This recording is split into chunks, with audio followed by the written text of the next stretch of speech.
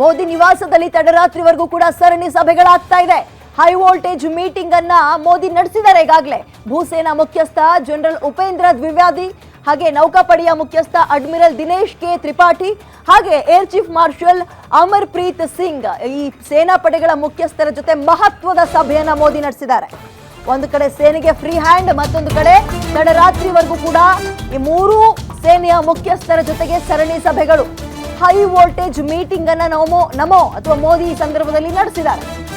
ಭೂಸೇನಾ ಮುಖ್ಯಸ್ಥರಾಗಿರೋ ಜನರಲ್ ಉಪೇಂದ್ರ ದ್ವಿವೇದಿ ಅವರ ಜೊತೆಗೆ, ಅದೇ ರೀತಿಯಾಗಿ ನೌಕಾಪಡೆಯ ಮುಖ್ಯಸ್ಥ ಅಡ್ಮಿರಲ್ ದಿನೇಶ್ ಕೆ ತ್ರಿಪಾಠಿ, ಮಗದೊಂದು ಕಡೆ air chief marshal Amarpreet Singh, ಮೂವರನ್ನು ಕೂಡ ಕೂರಿಸಿಕೊಂಡು ಒಂದು ಮಹತ್ವವಾದಂತಹ ಮೀಟಿಂಗ್ ಅನ್ನ, ಹೈ ವೋಲ್ಟೇಜ್ ಮೀಟಿಂಗ್ ಅನ್ನ ನಡೆಸಿದ್ದಾರೆ ಮೋದಿ. ಬಟ್ ಆ ಮೀಟಿಂಗ್ ನ ಉದ್ದೇಶ ಏನು, ಏನಾಯ್ತು, ಕೊನೆಗೆ ಫೈನಲ್ ಆಗಿ ಏನ್ ತೀರ್ಮಾನಕ್ಕೆ ಬಂದ್ರು ಅನ್ನುವಂತಹ ಒಂದೇ ಒಂದು ಪದವೂ ಆಚೆಗೆ ಬರೋಕ್ ಬಿಟ್ಟಿಲ್ಲ. ಅಷ್ಟೊಂದು ಸೀಕ್ರೆಟ್ ಮೇಂಟೈನ್ ಮಾಡ್ತಾ ಇದ್ದಾರೆ.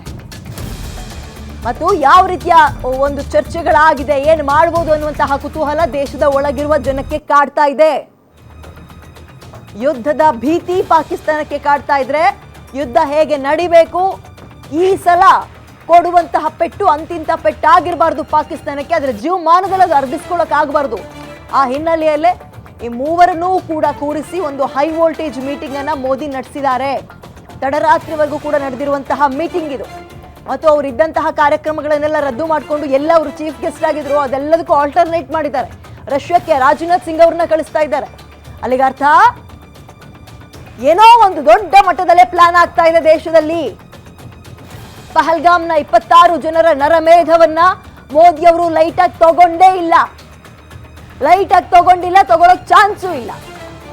ಈ ಬೆನ್ನಲ್ಲ ಇದೀಗ ಮೂರೂ ಸೇನೆಯ ನಾಯಕರುಗಳೊಂದಿಗೆ ವಾಯುಸೇನೆ, ಭೂಸೇನೆ, ಜಲಸೇನೆ, ಈಗ ಮೂವರನ್ನು ಕೂಡ ಕೂರಿಸಿಕೊಂಡು ಹೈ ವೋಲ್ಟೇಜ್ ಮೀಟಿಂಗ್ ನಡೆಸಿದ್ದಾರೆ. ಮೀಟಿಂಗ್ ನಲ್ಲಿ ಏನಾಯ್ತು ಕುತೂಹಲ ಮೂಡ್ತಾ ಇದೆ. ಜನಸಾಮಾನ್ಯರು ನಾವೆಲ್ಲರೂ ಕೂಡ ಎಂಥ ಪ್ರತಿಕಾರವನ್ನು ತೀರಿಸ್ಕೊಳ್ಬಹುದು ದೇಶ, ಮೋದಿ ಏನ್ ತೀರ್ಮಾನವನ್ನ ಮಾಡ್ತಾರೆ ಅಂತ ತುದಿಗಾಲಲ್ಲಿ ನಿಂತಿದ್ರೆ, ಮಗದೊಂದು ಕಡೆ ಪಾಕಿಸ್ತಾನಕ್ಕೆ ಒಳಗೆ ಪುಕ ಪುಕ ಅಂತ ಇದೆ. ಮತ್ತು ಆ ದೇಶದ ಸೆಲೆಬ್ರಿಟಿಗಳೇ ಆ ದೇಶದ ವಿರುದ್ಧ ತಿರುಗಿ ಬಿದ್ದಿದ್ದಾರೆ. ದೇಶದ ವಿರುದ್ಧ ದೇಶದ ಜನಸಾಮಾನ್ಯರು ಮತ್ತು ದೇಶದ ಸೆಲೆಬ್ರಿಟಿಗಳೇ ತಿರುಗಿ ಬಿದ್ದಿದ್ದಾರೆ. ಇವ್ರುಗಳು ಮಾಡೋ ಹಲ್ಕಟ್ ಕೆಲಸಕ್ಕೆ ನಾವುಗಳು ಅನುಭವಿಸಬೇಕಾಗಿದೆ ಜನಸಾಮಾನ್ಯರು ಅಂತ ಆ ಪಾಕಿಸ್ತಾನದ ಪ್ರಜೆಗಳೇ ತಿರುಗಿ ಬಿದ್ದಿದ್ದಾರೆ ಪಾಕಿಸ್ತಾನದ ವಿರುದ್ಧ. ಎಂತ ದುರ್ದೈವ ನೋಡಿ. ಇದರ ನಡುವಲ್ಲೇ ನೌಕಾಪಡೆಯ ಮುಖ್ಯಸ್ಥ ಅಡ್ಮಿರಲ್ ದಿನೇಶ್ ಕೆ ತ್ರಿಪಾಠಿ ಸೇರಿದಂತೆ air chief marshal Amarpreet Singh, ಹಾಗೆ ಇನ್ನುಳಿದಂತಹ ಲೀಡರ್ಸ್ಗಳ ಜೊತೆಗೆ, ಮುಖ್ಯಸ್ಥರ ಜೊತೆಗೆ ಮಹತ್ವದ ಸಭೆಯನ್ನ ಮೋದಿ ತಡರಾತ್ರಿ ಮಾಡಿದ್ದಾರೆ. ಭದ್ರತಾ ಸಲಹೆಗಾರ ಅಜಿತ್ ದೋವಲ್, ಇನ್ನು ಹಲವು ಮುಖ್ಯಸ್ಥರು ಈ ಮೀಟಿಂಗ್ ನಲ್ಲಿ ಭಾಗಿಯಾಗಿದ್ರು.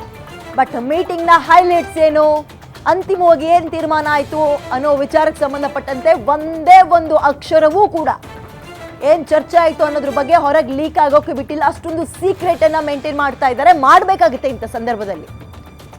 ಎಲ್ಲ ಹೇಳ್ಕೊಂಡು ನಾವು ಹಿಂಗ್ ಹೊಡಿತೀವಿ, ಇಷ್ಟನೇ ತಾರೀಕು ಯುದ್ಧ ಮಾಡ್ತೀವಿ, ಇಂಥ ಸ್ಟ್ರೈಕ್ ಮಾಡ್ತೀವಿ ಅಂತ ಯಾರು ಕೂಡ ಹೇಳಲ್ಲ. ಅಂತಹದ್ದೇ ಒಂದು ಮಹತ್ವವಾದ ಪ್ಲಾನ್ ಅನ್ನ ರೂಪಿಸ್ತಾ ಇದೆ ಇಂಡಿಯಾ.